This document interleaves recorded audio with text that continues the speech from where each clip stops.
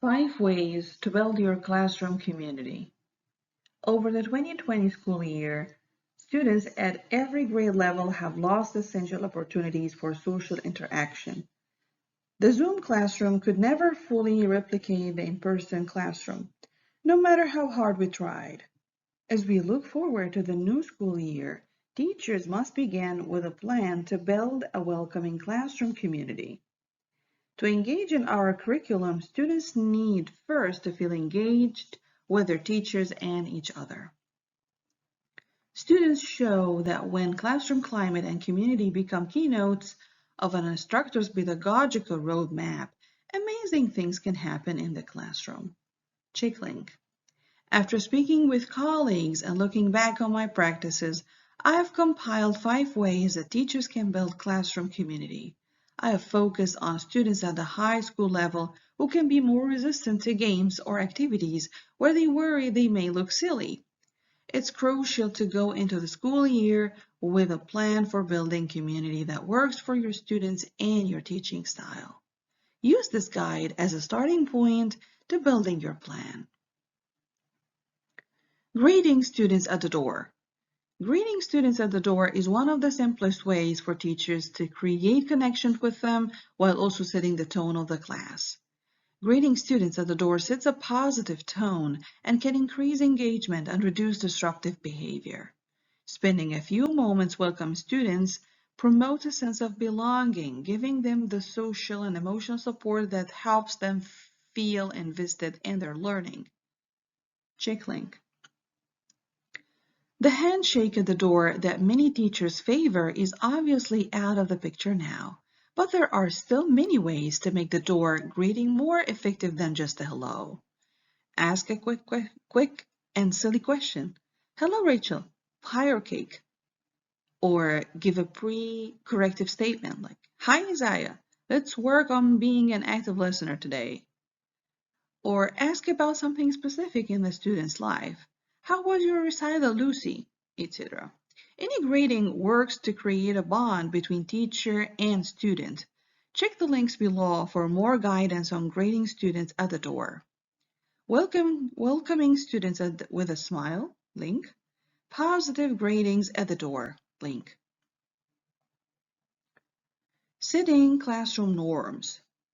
As we move back to the classroom, we can no longer mute students when it's not their turn to speak, or put groups in their private breakout rooms to have distraction-free discussions. Many students will need to relearn the norms and expectations of a classroom setting, which provides an opportunity to build a classroom community. When students get a say in what the classroom norms should be and have a chance to discuss why those norms are essential, they'll be more likely to follow them. There are various ways to set norms as a group, but it's helpful to start with a few examples to help students generate their own. Giving examples also allows you to provide the norms that you value the most a higher value. Any of the following will help you continue to set norms from there. Give students time to brainstorm what their ideal classroom looks like and previous positive or negative classroom experiences. It's important to ask students not to supply specifics about the experience so other teachers or students aren't named in a negative light. Have small groups first create a list of norms to share with the class. Allow students to discuss the norms as a group and tweak the language.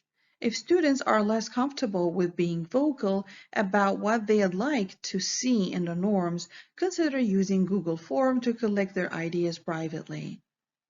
Once the norms are set, it's crucial to post them and refer to them often. Remind students this is the first of many things they have created together, and it's important to honor that by following the agreed upon norms. Check the links below for more guidance on classroom norms. The science behind classroom norming, link. How to create a classroom norms with students, link.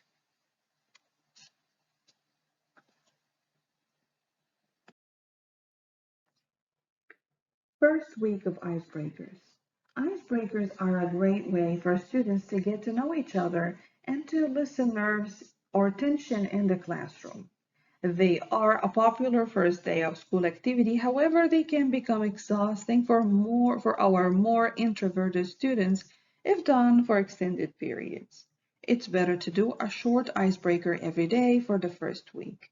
This can help to make them less tedious and more engaging for possibly reluctant high schoolers and give the students time to deepen their connection with the class through the week. Countless icebreakers activities work for different ages and content areas. So it's important to choose activities that you find exciting and engaging first. Students will be much more likely to invest in an activity that their teacher seems to enjoy. Some examples that work well at the high school level are this or that. Teenagers love to argue about inconsequential things. Are cats or dogs better? Is TikTok or Instagram better? If students feel particularly passionate about a question, have them prepare a quick debate. Speed friending. Students get into pairs and receive prompt that asks them something about themselves. Maybe their favorite type of music, the last show they binged, or what they miss most about elementary school. Students get a short time to discuss, then switch to a new partner and a new prompt. As always, gauge how your students are doing during the activities, cut them short or make them longer accordingly. Icebreaker activities can require huge social risks for some students, so it's important to be flexible and do what works best for your students. Check the links below for more icebreakers. 8 first day of high school activities to get to know your students link. 5 first day of school high school icebreaker activities link. Make learning names a priority. Learning student names should always be a priority for teachers at the beginning of school year because knowing and using a student's name during and outside of class recognizes that a student exists and is important. Link. But it's not just us teachers who need to make sure we know the name of every student in the classroom. Students must also receive opportunities to learn and remember the names of their peers. It's easy to assume that students must know each other by name, but that's not always the case. There are lots of ways to help everyone in the classroom get onto a first name basis. Use name tags on desks for the first week. Give students a piece of cardstock to fold into a standing name tag. Make sure they write their names in big letters for everyone to see, and have students move their desks into one big circle. Facilitate a discussion among students, making it a requirement that students refer to each other by first name.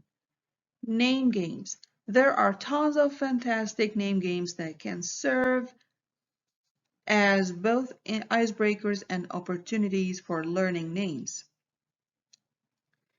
To create a positive social atmosphere that can lead to a strong classroom community, it's vital that everyone feels validated and important.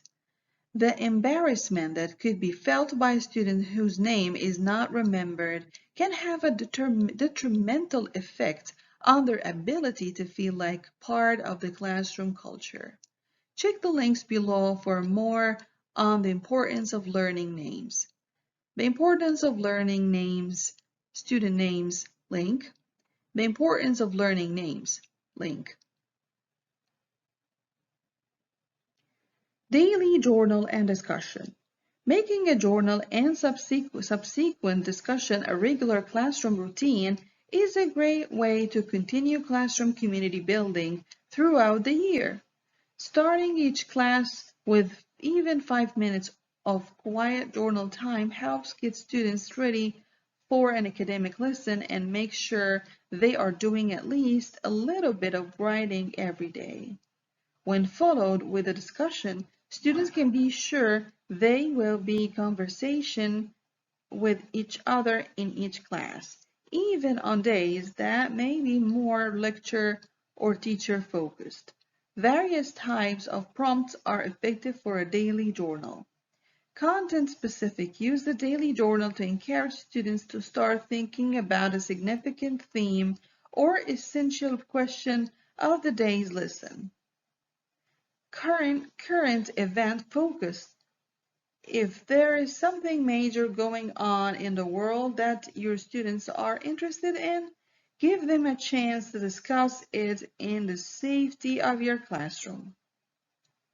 Silly and fun: some of the best discussions I have had following a daily journal have been about prompts with nothing to do with the lesson ahead or a current event. Ask students to describe their favorite childhood toy or what superpower they'd want and why, and get ready for a fun and lively discussion. If you're stuck for what the day's journal prompt should be, there are tons of resources link online. You could also ask students to submit suggestions for an upcoming daily journal. Check the links below for more on the benefits of the daily journal. The benefits of journaling in the classroom link.